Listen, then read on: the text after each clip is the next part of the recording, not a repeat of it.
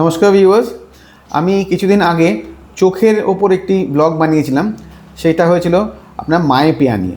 Myopia মানে হচ্ছে আপনার শর্ট সাইটেডনেস। এই ব্লগটি করার পর আমি দুর্দান্ত রেজাল্ট পেয়েছি। আমার কমেন্ট বক্সে প্রচুর কমেন্ট ভরে গেছে। আমাকে অনেকেই বলেছে যে কেউ আপনার ওষুধগুলো যেগুলো দিয়েছিলেন সেগুলো আমার ইউজ করে খুব ভালো রেজাল্ট পেয়েছি। বাচ্চাদের চোখে যে টুইচিংয়ের প্রবলেম বা চোখ থেকে জল কাটা অনেক কমেছে বা চোখে এখন ভালো দৃষ্টিশক্তি ফিরেছে।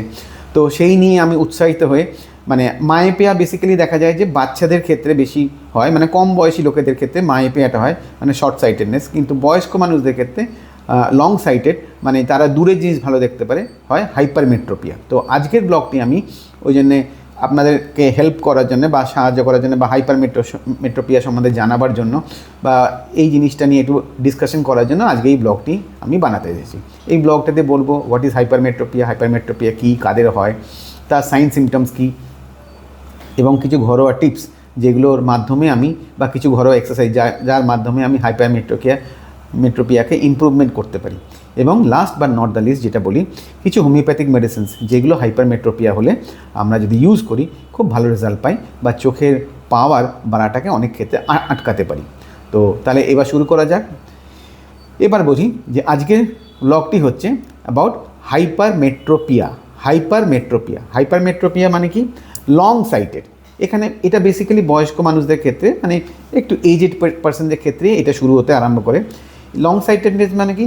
তারা দূরের জিনিস ভালো দেখতে পারে কিন্তু সামনের জিনিস ভালো দেখতে পারে না। তারা যেমন ধরুন খবরের কাগজ পড়তে গেলে তাদের খুব অসুবিধা হয়, এরকম করে নিতে হয় বা একটু দূরে নিয়ে গিয়ে পড়তে হয়।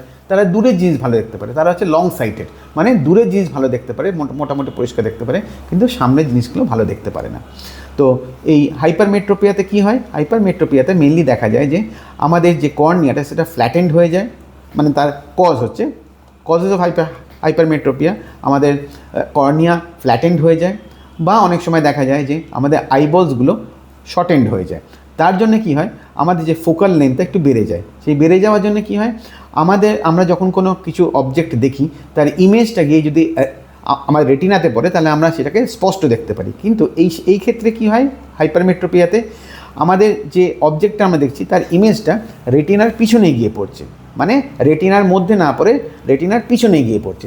যার জন্য আমরা কি করছি, আমাদের ক্ষেত্রে সামনের জিনিসটা আমরা পড়তে পারছি কিন্তু দূরের জিনিসটা আমরা পড়তে পারছি না। তাহলে মেন দুটো কারণ হচ্ছে, একটা হচ্ছে ফ্ল্যাটেন্ড কর্নিয়া আর একটা হচ্ছে শর্টনেস অফ আইবলস। আবার অনেক সময় জেনেটিক্যালিও হয়ে যায়, যেসব ফ্যামিলির ক্ষেত্রে দেখা যায় যে একটু বয়স হলে আস্তে আস্তে হাইপারমেট্রোপিয়া ডেভেলপ করতে পারে। এটা বংশানুক্রমে হয়, এটা কোনো আলাদা করে কোনো কারণ খুঁজে পাওয়া যায় না।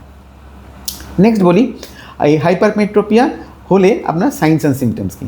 হাইপারমেট্রোপিয়া হলে সাইন্স অ্যান্ড সিমটমস হচ্ছে যেরকম বললাম, হাইপারমেট্রোপিয়া হচ্ছে লং সাইটেডনেস, দূরের জিনিস ভালো দেখতে পারবে কিন্তু সামনের জিনিসগুলো ব্লার্ড ভিশন হয়ে যাবে, ভালো দেখতে পারবে না, অস্পষ্ট দেখতে পারবে, আবঝা দেখতে পারবে, সামনের জিনিস তারা ভালো দেখতে পারবে না। সেটা এক নম্বর। নেক্সট পয়েন্ট কি, তাদের দেখা যায় মাথা যন্ত্রণা বা প্রায় পড়তে মাথা ধরে যাওয়া, এগুলো হয়। আবার কি হয়, চোখ থেকে একটু জল কাটে বা চোখ লাল হয়, এগুলোও কিন্তু হাইপারমেট্রোপিয়ার সিমটমস। তো হাইপারমেট্রোপিয়া কী করে ধরবেন? যদি দেখেন যে আপনার বাড়ির বয়স্ক বাবা মা কোনো খবরের কাগজ নিয়ে এরকম দূরে রেখে পড়ছে, বা আপনি হয়তো কিছু সই করতে দিলেন, সামনে সই না করতে পেরে একটু দূরে রেখে সই করছে, তখন বুঝতে পারবেন যে তারা দূরের জিনিসটা ভালো দেখতে পাচ্ছে কিন্তু সামনের জিনিস দেখতে পাচ্ছে না। তার তাদের হাইপারমেট্রোপিয়া ডেভেলপ করছে। তখন অবশ্যই তাদেরকে ডাক্তারের কাছে নিয়ে যাবেন এবং তাদেরকে যে কারেক্টিভ লেন্স ওনারা দেবেন সেটা অবশ্যই ইউজ করাবেন। এবার বলি, লেন্স তো নিল, চশমা নিল, এবং দেখা যাচ্ছে যে অনেক ক্ষেত্রে চশমা ধরুন হয়তো বানিয়ে দিয়েছেন, 6 মাসের মধ্যে আবার পাওয়ার বেড়ে যাচ্ছে, আবার তারা সামনে জিনিস দেখতে পাচ্ছে না, আবার একটুখানি দূরে নিয়ে গিয়ে দেখছে। তো এরকম যদি বারবার চোখের পাওয়ার চেঞ্জ হতে আরম্ভ করে অসুবিধা হয়। তো সেই ক্ষেত্রে আমরা কিছু ঘরোয়া টিপস আপনাদেরকে বলে দিচ্ছি, যেইগুলো যদি বাড়িতে ঠিক মতন ফলো করেন দেখবেন অনেক ভালো উপকার পাবেন। ফার্স্ট টিপ কি, রুল অফ ABC। আপনারা বাড়িতে বয়স্ক বাবা মা থাকলে তাদেরকে আমলা, বিটরুট আর ক্যারেট, এই তিনটে মিক্সচার করে একটা শরবত বানানো যায়। এইটা আপনি 1 কাপ মতন রেগুলারলি ওনাদেরকে খাওয়াতে পারেন। এর মধ্যে vitamin A, vitamin C, beta carotene এগুলো আছে যেগুলো চোখের ক্ষেত্রে খুব উপকারী। তো এটাতে আমাদের দৃষ্টিশক্তিও উজ্জ্বল করতে সাহায্য করে। তো rule of ABC Amla, beetroot R carat, এই তিনটে মিক্সচার করে একটা শরবত বানিয়ে খাওয়াবেন।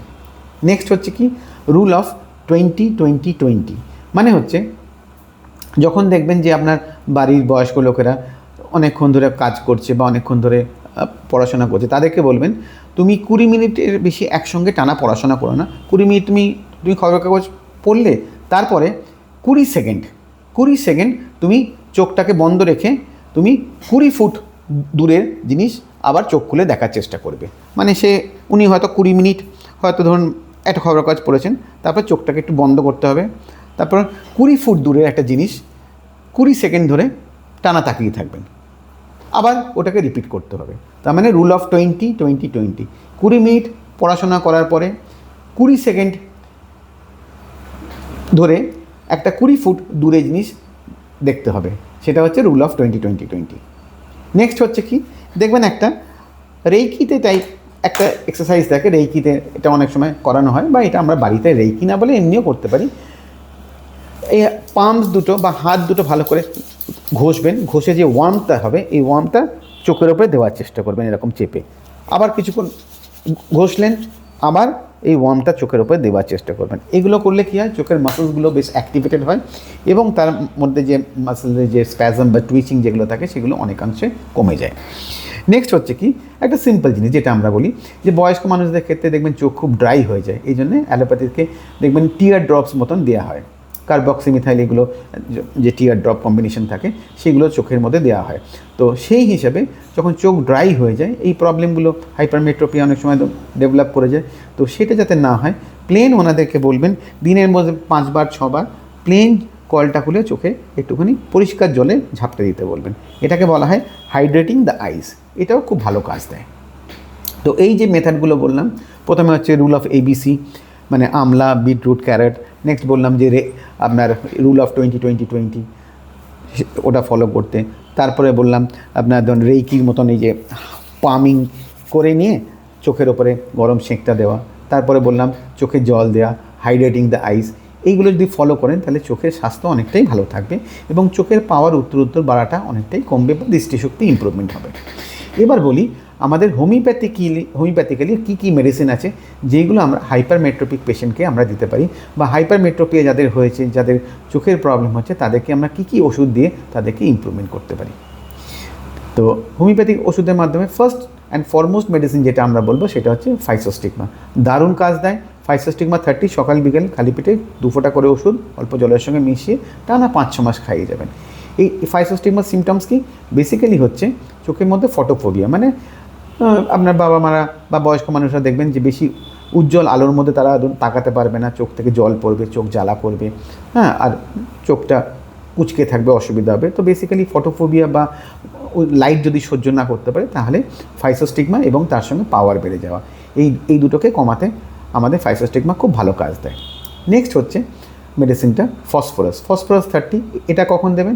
চোখের মধ্যে যদি চোখের আই স্ট্রাকচারের মধ্যে যদি কোনো ডিজেনারেটিভ চেঞ্জেস হয়, মানে কোনো রকম অ্যাবনর্মালিটি যদি ডেভেলপ করে, তো সেই সব ক্ষেত্রে যদি দেখা যায় উত্তর আপনার পাওয়ারটা বেড়ে যাচ্ছে, মানে ধরুন দেখা যাচ্ছে যে আপনার কর্নিয়াটা প্রচণ্ড পরিমাণে দিনকে দিন ফ্ল্যাট হয়ে যাচ্ছে, বা আইবলসগুলো দিনকে দিন প্রচণ্ড পরিমাণে শর্টেন্ড হয়ে যাচ্ছে, এই যে কোনো অ্যাবনর্মালিটি, যে প্যাথোলজিক্যাল চেঞ্জেসগুলো চোখের মধ্যে ডেভেলপ করে যাচ্ছে, এইটাকে আটকাতে আপনি ফসফরাস 30 সকাল বিকেল খালি পেটে 2 ফোঁটা করে ওষুধ টানা 5-6 মাস খেয়ে যান, ডেফিনেটলি আপনি উপকার পাবেন। নেক্সট ওষুধ আসি, সেটা হচ্ছে আপনার রুটা 30 কখন ইউজ করা হয়? এটা বেসিক্যালি যারা অনেকক্ষণ ধরে ল্যাপটপ নিয়ে কাজ করে বা ধরুন অনেকক্ষণ ধরে সব লেখাপড়ার কাজ করে, তাদের ক্ষেত্রে যখন দেখা যায় চোখ খুব স্ট্রেন হচ্ছে, মানে চোখের মধ্যে ব্যথা হচ্ছে, চোখ ভারী হয়ে যাচ্ছে, সেসব ক্ষেত্রে আমরা এই রুটা 30টা ইউজ করতে পারি। ওই একই নিয়ম, সকাল বিকেল খালি পেটে 2 ফোঁটা করে ওষুধ অল্প জলের সঙ্গে মিশিয়ে খাওয়াতে পারেন। আর নেক্সট ওষুধটা বলি, সেটা হচ্ছে স্যানিকুলার 30টা আমরা জেনারেলি যখন ভালো কাজ করছে না, তারপরে যখন আমরা হাইপারমেট্রোপিয়া পেশেন্ট পাই তখন ডাইরেক্টলি আমরা স্যানিকুলার দিয়ে অনেক সময় স্টার্ট করি। তো স্যানিকুলার সিমটমস কি? বেসিক্যালি এটা ওই দূরে জিনিস ভালো দেখতে না পাওয়া, বা মাথা ব্যথা করা, বা চোখ থেকে জল কাটা, এই 3টে স্পেসিফিক সিমটম যদি থাকে, মানে হাইপারমেট্রোপিক পেশেন্ট যদি আপনি পান, তাহলে স্যানিকুলার 30 দিয়ে একবার আপনি দেখতে পারেন। এটা খুব ভালো কাজ করে, আমার তো অনেক পেশেন্টই ভালো কাজ করেছে। এটাও ওরকম সকাল বিকেল 2 ফোঁটা করে ওষুধ টানা জলের সঙ্গে মিশিয়ে খাওয়াবেন 5-6 মাস। আর লাস্ট নিয়ে একটা ওষুধের কথা বলি, তো সেটা হচ্ছে মানে সেটা খাওয়ার ওষুধ না, সেটা হচ্ছে মানে ইন্টারনালি না, সেটা হচ্ছে এক্সটার্নালি মানে আই ড্রপ। এই আই ড্রপটার নাম হচ্ছে ইউফ্রেশিয়া আই ড্রপ। এটা অনেক কোম্পানির পাওয়া যায়, যেমন ধরুন ভার্গাবের পাওয়া যেতে পারে, বা এসবিএল কোম্পানি পাওয়া যেতে পারে, বা রেকুইক কোম্পানি পাওয়া যেতে পারে। এরকম একটা কোনো নামি দামি ভালো কোম্পানির এই ইউফ্রেশিয়া আই ড্রপটা কিনবেন।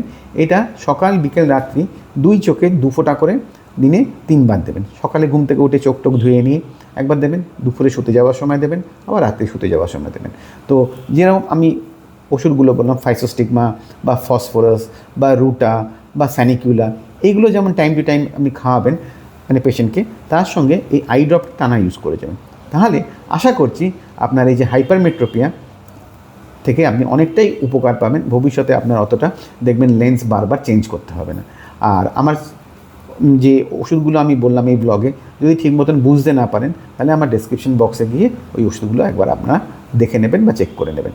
তো আশা করি আপনাদের এই যে হাইপারমেট্রোপিয়া আজকে আপনাদের বুঝতে নিশ্চয়ই সুবিধা হলো আমার এই ব্লগটা করার জন্য।